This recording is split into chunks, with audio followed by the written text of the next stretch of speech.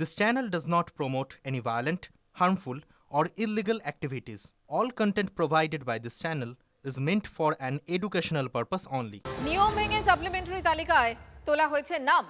Judicial অফিসারদের একাংশের ভূমিকা নিয়ে প্রশ্ন তুলল কমিশন। খবর সূত্রে একাধিক বিধানসভা এলাকায় নাম বাদের হার 0 থেকে 5% নথি খতিয়ে দেখে কমিশনের অভিযোগ ওই সব এলাকায় আধার প্যান দেখেই নাম তোলা হয়েছে। সাপ্লি তালিকা দেখে সন্দেহ হওয়ায় হাইকোর্টে জানায় নির্বাচন কমিশন, দেওয়া হয় চিঠিও। খবর সূত্রে সুপ্রিম কোর্টেও বিষয়টি জানানোর তোড়জোড় চলছে, যদিও কমিশন সূত্রে খবর নাম উঠে যাওয়া ভোটারদের নিয়ে কোনো প্রশ্ন তোলা হবে না।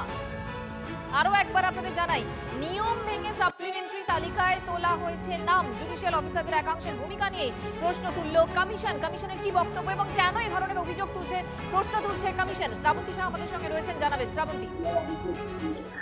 মঞ্জিরা, সাপ্লিমেন্টারি তালিকায় যে তথ্য এসেছে সেখানে তাজ্জব হয়ে গেছে কমিশন, কারণ দেখা যাচ্ছে যে সাপ্লিমেন্টারি তালিকায় বহু জায়গায় নামবাদের পরিসংখ্যানটা অত্যন্ত কম। শতাংশের হিসেবে যদি দেখা যায় সেখানে কোথাও 0 থেকে 5%। এটা দেখার পরেই সন্দেহ হয় কমিশনের। কমিশন যাবতীয় ডেটা দিয়ে দেখে যে বহু জুডিশিয়াল অফিসার তারা শুধুমাত্র আধার এবং প্যান কার্ডের উপরে ভিত্তি করে এই ছাড় দিয়েছেন ভোটারদের। এখন যে দুটো ডকুমেন্টস নিয়ে বারবার কমিশন জানিয়েছে যে শুধুমাত্র আধার দিলে কখনোই সেটা গ্রহণযোগ্য হবে না, শুধুমাত্র আধারের উপরে ভিত্তি করে কিভাবে এই যেটা জুডিশিয়াল যারা রয়েছেন অফিসার তারা কিভাবে এই সিদ্ধান্ত নিতে পারেন, এই প্রশ্ন তুলে তারা প্রধান বিচারপতির কাছে বৈঠকে জানিয়েছিলেন। একই সঙ্গে চিঠিও লেখা হয়েছিল, যদিও কোনো রকম ব্যবস্থা সেই অর্থে গ্রহণ করা হয়নি। এখন শীর্ষ আদালতে এই বিষয়টি জানাতে পারে কমিশন। মন্ত্রীরা, ধন্যবাদ। নামবাদের ইস্যু কমিশনে উত্থাপনই করল না তৃণমূল কংগ্রেস। বিষয়টি কোর্টের বিচারাধীন।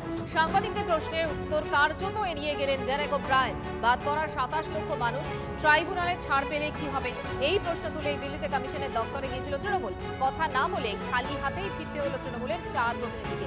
আজ ঠিক কি হলো এবং কেন এই জায়গাটা এড়িয়ে গেল তৃণমূল, সেটা বোঝার চেষ্টা করবো। জ্যোতির্ময় কর্মকার আমাদের সঙ্গে রয়েছেন, আমার সহকর্মী। জ্যোতির্ময়, গতকাল তৃণমূল কংগ্রেসের তরফ থেকে ডেরেক ওব্রায়েন তিনি সাংবাদিক বৈঠক করেন দিল্লিতে এবং তিনি জানান যে এই ট্রাইব্যুনালে যাদের নাম বিচারাধীন তাদের ভোটাধিকার নিয়ে প্রশ্ন করতেই তারা কমিশনের অফিসে যাবেন। কিন্তু আজ সকাল 10টায় যখন তারা যান, 7 মিনিটের মাথায় তারা বেরিয়ে আসেন এবং বলেন যে তীব্র বাদানুবাদ হয়েছে এবং সেই বৈঠকে জ্ঞানেশ কুমার তিনি তৃণমূলের 3 জন সাংসদ এবং 1 জন প্রাক্তন সাংসদকে গেট লস্ট বলেছেন। এবং এই তীব্র বাদানুবাদের ক্ষেত্রে মূলত কয়েকটি বিষয় তারা উল্লেখ করেছেন। প্রথমত হচ্ছে মমতা বন্দ্যোপাধ্যায় 9টি চিঠি দিয়েছেন, একটি চিঠির উত্তর দেওয়া হয়নি। এমন 6 জন আধিকারিক কমিশনের আন্ডারে কাজ করছেন যাদের সঙ্গে সরাসরিভাবে বিজেপির যোগ রয়েছে। এবং তারপরেই জ্ঞানেশ কুমারকে ডেরেক ওব্রায়েন বলেন যে তিনি একমাত্র কমিশনার দেশের মধ্যে যিনি বিরোধী দলের তরফ থেকে এই অনাস্থা বা ইমপিচমেন্টের নোটিশ পেয়েছেন, তার জন্য তাকে ধন্যবাদ। আর এই কথা বলতেই জ্ঞানেশ কুমার পাল্টা তাকে গেট লস্ট বলেন বলে অভিযোগ। কিন্তু যে প্রশ্নটা প্রাসঙ্গিকভাবে আসে যে মূলত লক্ষ লক্ষ মানুষের নাম বাদ চলে গেছে এই মুহূর্তে পশ্চিমবঙ্গের নির্বাচনে, এটাই সব থেকে বড় ইস্যু।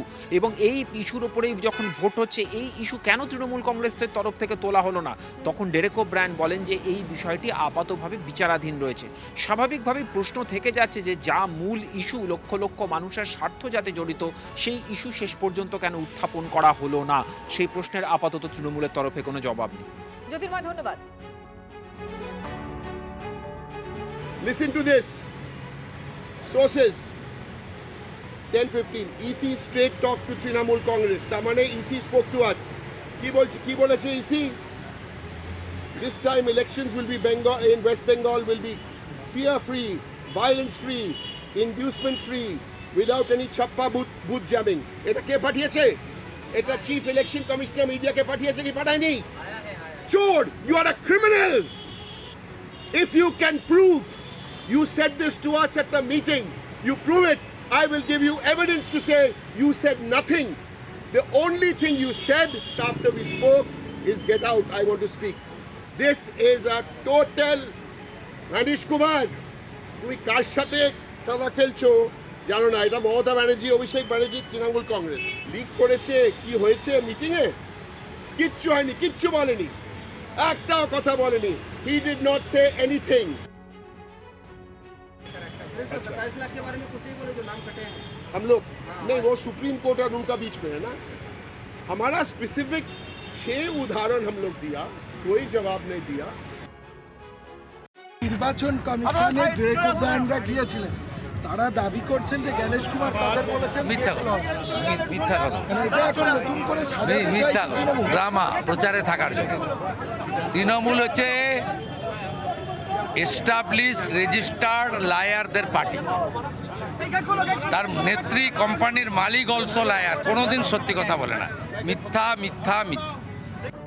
এই মুহূর্তের খবর, কোচবিহারের স্কুলের সামনে বোমাতঙ্ক। কোচবিহার গভর্নমেন্ট মডেল মাদ্রাসা স্কুলের সামনে এই মুহূর্তে চাঞ্চল্য। প্লাস্টিকে মোড়া একটি বস্তু রাস্তায় পড়ে থাকতে দেখে সন্দেহ হয় পথ চলতি মানুষজনের। ছবি দেখাচ্ছি আপনাদের। খবর পেয়ে ঘটনাস্থলে পুলিশ, তদন্তে কোতোয়ালি থানার পুলিশ। কোচবিহারের স্কুলের সামনেই বোমাতঙ্ক। কোচবিহার গভর্নমেন্ট মডেল মাদ্রাসা স্কুলের সামনে এই চাঞ্চল্য। প্লাস্টিকে মোড়া একটি বস্তু রাখায় পড়ে থাকতে দেখে সন্দেহ হয় পথ চলতি মানুষজনের। খবর পেয়ে ঘটনাস্থলে পুলিশ পৌঁছয়, তদন্তে কোতোয়ালি থানার পুলিশ। আমাদের প্রতিনিধি এই মুহূর্তে রিয়া আমাদের সঙ্গে রয়েছেন। রিয়া, কি নিয়ে গন্ডগোল, ঠিক কি হয়েছিল, এই মুহূর্তের পরিস্থিতি কি, পুলিশ কি বলছে?